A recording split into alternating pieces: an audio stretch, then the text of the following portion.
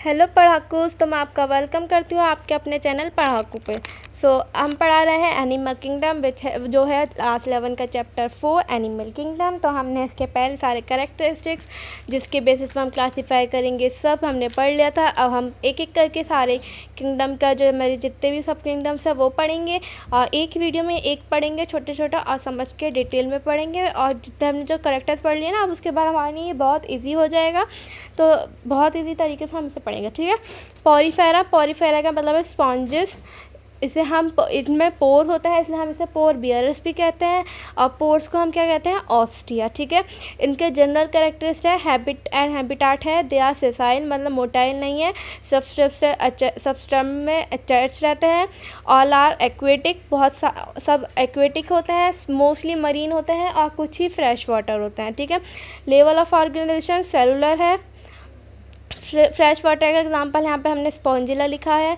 Germ layer absent, body plan cellular, symmetry mostly asymmetrical होता है और कुछ रेडियल सिमेट्रिकल होता है। सेगमेंटेशन एब्सेंट, नोटोकॉर्ड एब्सेंट और सिलोम है आसिलोमेट। ये अगर आपने पार्ट 1 देखा है तो आप इसे आराम से कर चुके होंगे, आपको याद भी हो गया होगा। लेकिन अगर आपने अभी पार्ट 1 नहीं देखा है तो पहले उसे देख के आए फिर से करना, क्योंकि पार्ट 1 के बाद पार्ट 2 मतलब सारे पार्ट ईजी हो जाएंगे, ठीक है। बस थोड़ी थोड़ी डिटेल होंगी जो आपको लर्न करनी होंगी, वरना बाकी आप सब करेक्ट पार्ट 1 में कर चुके हैं, ठीक है। इसमें होता है हमारा water canal system. Water canal system कुछ इस तरीके से होता है कि हमारी कैविटी जो होती है गैप होता है उसे हम कहते हैं स्पॉन्जोसेल। पहले ऊपर हम एक ओपनिंग बनाएंगे जिसे हम कहते हैं ऑस्कुलम। ये ओपनिंग है किस चीज़ की, वाटर की एग्जिट के लिए ओपनिंग है। वैसे ओपनिंग है लेकिन होगा वाटर का एग्जिट, ठीक है। और उसके पास हमारी 2 लेयर्स होंगी। पहली लेयर का जो हम कहेंगे पहली लेयर को हम कहेंगे पिनाकोडम, ठीक है। और सेकंड लेयर को हम कहेंगे क्वानोडम, ठीक है। पिनाकोडम आउटर एंड क्वानोडम सेकंड। क्वानोडम में कुछ सेल्स होते हैं, क्वानोडम के जो सेल्स होते हैं उन्हें हम कहते हैं क्वानोसाइट्स और कॉलर सेल्स। कुछ सेल्स होता है ये जो फ्लैजिलेटेड होता है। ये फ्लैजिलेटेड इसलिए होता है क्योंकि ये वाटर को कैविटी में या फिर हम स्पॉन्जोसेल में मूव करने में हेल्प करता है, ठीक है। कुछ देखिए ये सेल्स हैं जो वो हैं, ठीक है। और कुछ सेल्स होते हैं जो उन सेल्स की ओपनिंग होती है जो हम ऑस्टिया कहते हैं, जो बहुत सारे होता है मैनी नंबर्स, जो एंट्री करवाते हैं वाटर की और ऑस्कुलम के थ्रू एग्जिट हो जाती है, ठीक है। तो ये हमारा वाटर कैनाल सिस्टम है। डिटेल में इतना नहीं पढ़ना था लेकिन समझाना था इसलिए समझा दिया, ओके। हेल्प इन, ये किस वाटर कैनाल सिस्टम किस में हेल्प करता है, हमारी डाइजेशन में, रेस्पिरेशन में, एक्सक्रीशन में, रिप्रोडक्शन में। रिप्रोडक्शन में कैसे, गैमेट के ट्रांसफर में, ठीक है। देयर एंडोस्केलेटन मतलब पॉरीफेरा का जो एंडोस्केलेटन होता है वो सिलिशियस स्पाइकल्स होता है, स्पॉन्जेस फाइबर्स होते हैं और कैल्सीरियस स्पाइकल्स होते हैं और उनके पास कोई बोन्स नहीं होती, ठीक है। अब हम पढ़ेंगे फिजियोलॉजी। डाइजेशन के पास एब्सेंट होता है, इंट्रासेलुलर होता है मतलब सेल के अंदर ही अंदर। Respiration absent, circulation absent, excretion absent. ये मोनोटैलिक होता है मतलब उनका जो एक्सक्रीटरी प्रोडक्ट होता है वो अमोनिया होता है। नर्वस सिस्टम एब्सेंट होता है। रिप्रोडक्शन में सेक्सेस सेपरेट नहीं होता है। ये हर्मोफोरोडाइट या बाइसेक्सुअल या मोनोसेक्सुअल कोई जो कहना चाहते हैं आप वो कह सकते हैं, मतलब एक ही में मेल एक ही में फीमेल, मेल फीमेल अलग नहीं होते हैं। इनके अंदर सेक्सुअल और असेक्सुअल दोनों रिप्रोडक्शन होता है, ठीक है। फर्टिलाइजेशन इंटरनल होता है और डेवलपमेंट इनडायरेक्ट होता है, मतलब इनके में पहले लार्वा होता है फिर लार्वा से अडल्ट होता है। एग्जाम्पल है साइकन जिसे हम स्काइफा भी कह सकते हैं। यू स्पॉन्ज जिसे हम कॉमन बाथ स्पॉन्ज कहते हैं और स्पॉन्जिला जिसे हम फ्रेश वाटर स्पॉन्ज कहते हैं, ठीक है। इनकी डायग्राम है जो एनसीईआरटी में बने हुए हैं, मैंने थोड़ा अच्छे से मतलब नोट्स पे भी बना दिए, ठीक है। फिर हमारा है सीलेंट्रेटा। अगर छोटा सब किंगडम है तो हम दूसरा भी आपको इसी में करवा रहे हैं, ठीक है। सीलेंट्रेटा इसे हम निडेरिया भी कहते हैं। इनके अंदर सीलोट्रॉन होते हैं मतलब कैविटी होती है खाली, इसलिए हम इसे सीलेंट्रेटा कहते हैं। और इसलिए कहते हैं क्योंकि इनके पास स्टिंजिन सेल्स होते हैं जिन्हें हम निडोसाइट्स या ब्लास्ट कहते हैं, ठीक है। जनरल कैरेक्टरिस्टिक है हैबिट एंड हैबिटाट। ये सॉलिटरी मतलब अकेले भी रहते हैं और कॉलोनियल भी रहते हैं। सेसाइल भी हो सकते हैं, फ्री स्विमिंग भी हो सकते हैं और सारे जो है एक्वेटिक होता है, मोस्टली मरीन, ठीक है। स्टिंजिंग सेल एक टाइप के सेल्स है जो हमें आपको अभी आगे पढ़ाऊंगी कि कैसे उनका स्ट्रक्चर अभी सब ये हैगा स्ट्रक्चर और उनके बारे में क्या है ये सब हैगा। तो आप ये मत सोचना कि बस ऊपर ऊपर से पढ़ा दिया, डिटेल में नहीं पढ़ाया, ठीक है। डिटेल में है सारी चीज़ें, ठीक है।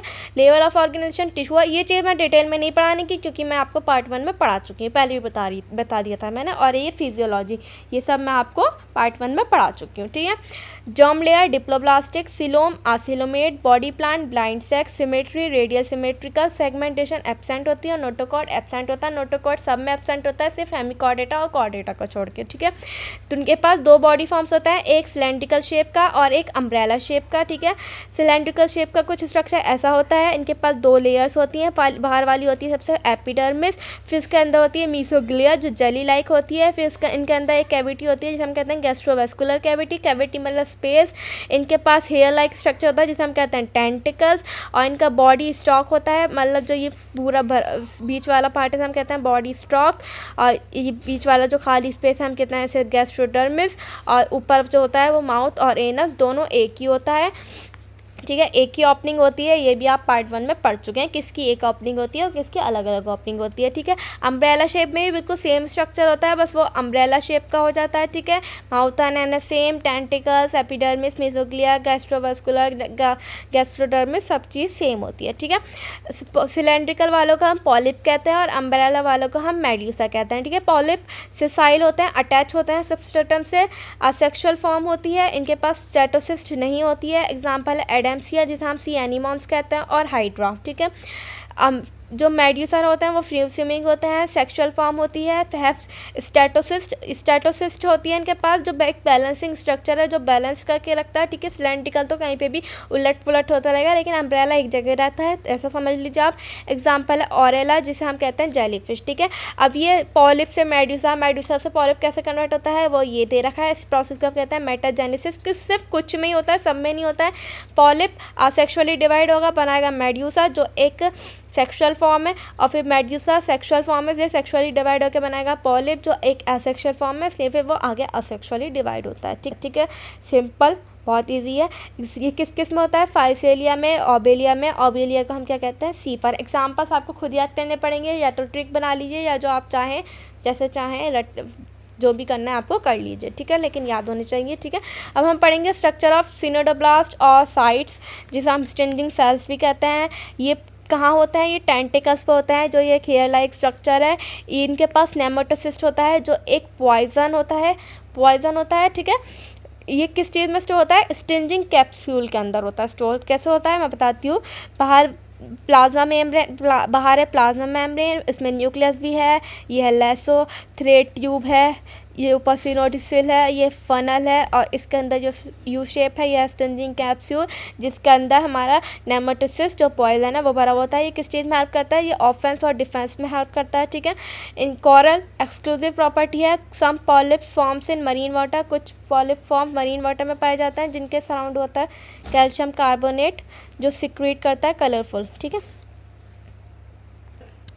कोरल का इतना डिटेल में नहीं है, बस थोड़ा सा है छोटा छोटा जो आपको थोड़ा सा याद करना है, बस वो कर लीजिए। इसके सराउंड होता है कार्बन कार्बोनेट जो ये सिक्रीट भी करता है जो कलरफुल होता है, ठीक है। कलरफुल दिखता है ये इसलिए हमें, जैसे कोरल रीज होती है वाटर में रेड कलर के होते हैं, इसी टाइप के होता है, ठीक है।